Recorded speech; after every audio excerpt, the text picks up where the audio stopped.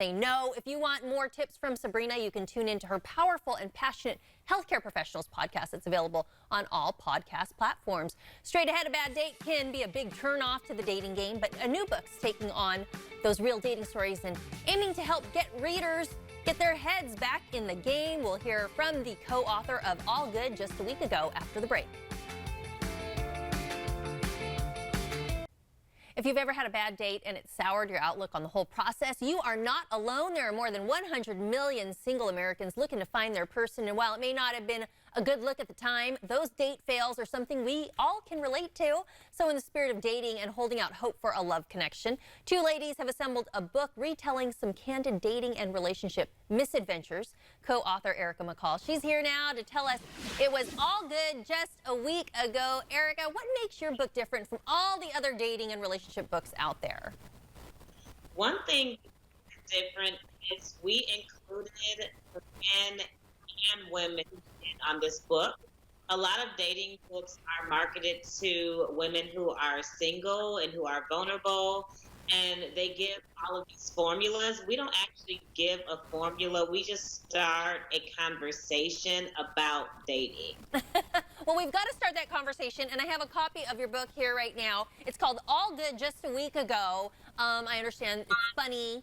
There's some interesting stories, very relatable, because we all kind of go through similar situations. Why did you call it All Good Just a Week Ago? Because literally you can be in a relationship one day and then the next day it's just something that happens that makes everything go haywire. And then you look back and you're like, just last week we were enjoying each other. We were Netflixing and chilling, going out to dinner. And then this week, I don't even want to see their face. Like, it was all good just a week ago. So true, so true. Now, when you were doing this, you did it during quarantine. You and your co-author decided to interview people and get their stories. Were there any stories that just kind of like stood out as like very unique? Oh my goodness, yes. There are some very unique stories. We did not include any quarantine stories. That will probably be for part 2 because some people did submit some of those stories, but by the time they submitted, the book was already written. But there are definitely some stories that stood out. One of my favorite stories is actually someone was on a date and she was really enjoying her date. They were actually Netflixing and chilling, and she got really sick because before her date, she went to a barbecue and ate some really bad food and then went with her date for sushi. Oh. So by the time, she got back to his place for Netflix and chill, she got really sick and went to the bathroom and vomited like all over the walls. Like it was just like projectile vomit. Oh, and my goodness. It was so crazy. But the great thing about that story is they actually went on another date after that. Like, okay. He was sweet about it. He was super nice. But we have some really crazy stories. There's one story about a young lady who was dating someone, and he said that his wife had passed away. And then he said, you know what? My wife is really alive. Oh. She's not. I mean, some horror stories. So some Wow. are really fun and some are crazy. And then the men share some crazy stories as well. So okay, so you're hearing it from both sides. So there's something in here for the women. There's also something in there for the men.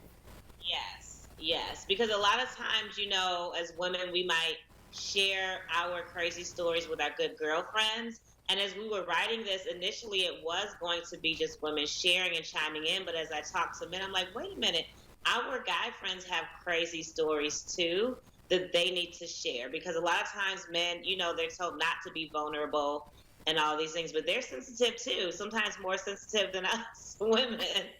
So get them involved. It was so fun to get their feedback on things. Oh, well, I think it sounds really interesting, and like the fact that maybe we can all relate to this whole dating scenario. And Erika, before you go, I have to ask you, are you single? What's your relationship status?